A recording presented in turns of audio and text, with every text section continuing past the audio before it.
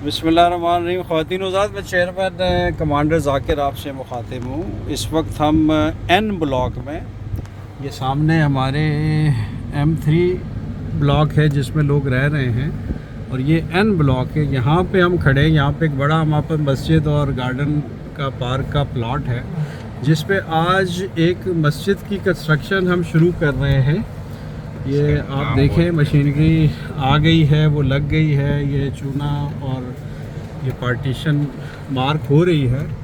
ये मस्जिद, इसका नक्शे वगैरह भी बन गए। सुल्तान कॉन्ट्रैक्टर है जो हमारे साथ मौजूद है, कमांडर अयाज इस्लामाबाद से आए हैं, और हम सब ने डिसाइड किया है कि ये मस्जिद, इसका नाम वालदैन मस्जिद होगा, और ये हम अपने अपने वालदैन के ईसाले सवाब के लिए कंट्रीब्यूट करेंगे इस मस्जिद में, सब कमांडर सिटी के मेंबर्स और रिहायशी।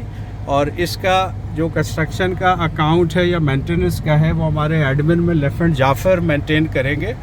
तो इसमें स्टार्ट मैंने ख़ुद किया है कि मैंने 10 लाख रुपए इसमें डाले हैं अपने वालदैन के लिए, कि मेरी वालिद वालदा को यहाँ से ईसाले सवाब के लिए मैंने वक्फ़ किए हैं।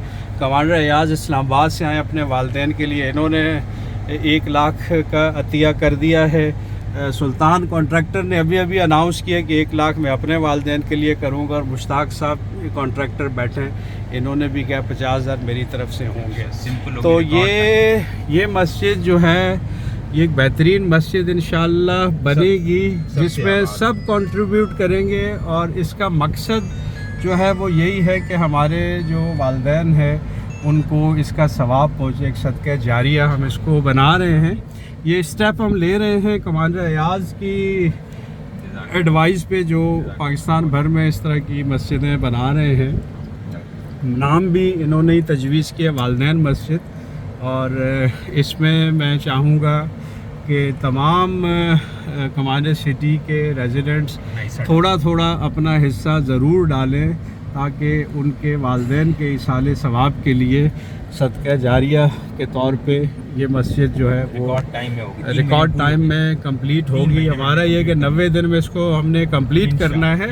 ये मस्जिद तमाम पाकिस्तान की मस्जिदों से डिफरेंट होनी है। किस लिहाज से डिफरेंट होनी है वो मैं आपको बता देता हूँ। यहाँ पे हम इंशाअल्लाह लोगों को मोमिन बनाएंगे, ठीक है। तो इस मस्जिद में तरबियत पे ज़्यादा फोकस होगा, ठीक है। इबादत तो हम सब आके करेंगे इधर, लेकिन तरबियत पे फोकस ज़्यादा होगा। इस मस्जिद के अंदर एक हम कुरान सेंटर बनाएंगे, जहाँ पे हम कुरान पाक, पहले सबसे हम अरबी लैंग्वेज का कोर्स कराएंगे। तमाम लोगों को जो इंटरेस्ट लेंगे उनको 6 महीने का अरबी कोर्स करवाएंगे, ताकि जो भी इस मस्जिद में आए और नमाज़ पढ़े तो उसे पता हो कि वो क्या अल्फाज अदा कर रहा है, और उसका असर उसके दिल पे उस वक्त होगा कुरान पाक की आयतों का, जब हम समझ के पढ़ेंगे। तो ये एक बड़ा मकसद जो है हमने डिसाइड किया है कि यहाँ पे सबसे पहले हम अरबी सिखाएंगे लोगों को, और एक कुरान सेंटर इस मस्जिद में बनेगा जहाँ पे हम अरबी सिखाएंगे लोगों को। और अरबी सिखाने के बाद वो ख़ुद कुरान पाक जब पढ़ेंगे तो उसका तर्जुमा बिल्कुल उन पे वाज़े हो जाएगा। जब भी वो मस्जिद में अतहियात पढ़ेंगे तो उन्हें पता है कि इसका मतलब क्या है। जब भी वो अलहम्द शरीफ पढ़ेंगे तो उन्हें पता होगा इसका मतलब क्या है, और वो उनके दिल में उतरेगा, और यकीनन यहाँ से करैक्टर्स बनेंगे। यहाँ पे हम छोटा सा स्पोर्ट्स एरिया मस्जिद के साथ बनाएंगे, जिसमें बास्केटबॉल कोर्ट और कुछ और गेम्स का हम एहतमाम करेंगे, ताकि बच्चे यहाँ पे आके टाइम स्पेंड करें स्पोर्ट्स में, और जब नमाज का टाइम हो वो नमाज के लिए जाएं, और जब टाइम हो कुरान सेंटर का वो कुरान सेंटर में आ जाएं, जहाँ उनकी इखलाकी तरबियत हो, उनकी किरदार साजी हो, उन्हें बताया जाए कि रब हमसे क्या चाहता है। ये सबसे अहम है कि रब हमसे क्या चाहता है।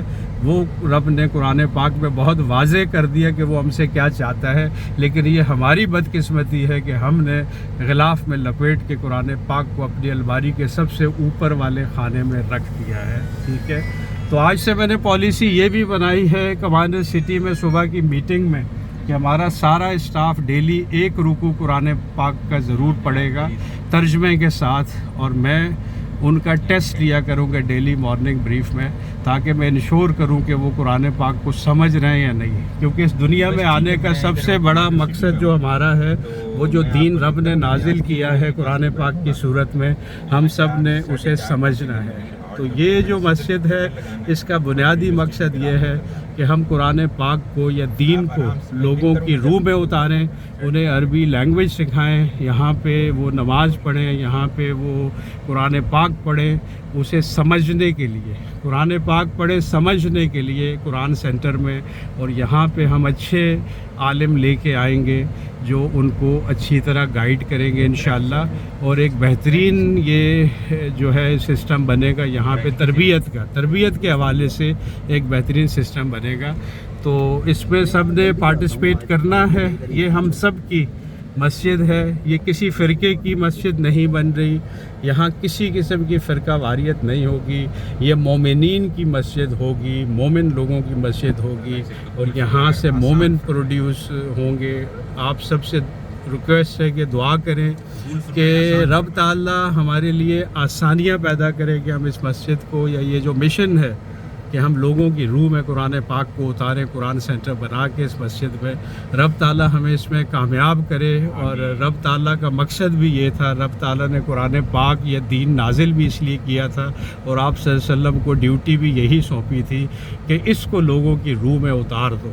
یہ میرا پیغام، لوگوں کی روح میں اتار دو، اس کو تھام لو، فرقوں میں نہ پڑو، کیونکہ رب تعالیٰ نے قرآن پاک میں بہت واضح طور پہ فرمایا ہے کہ جو لوگ فرقوں میں بٹ گئے ان سے منہ موڑ لو، ان سے تعلق ختم کر دو، ان سے میں قیامت کے دن خود ہی نمٹوں گا۔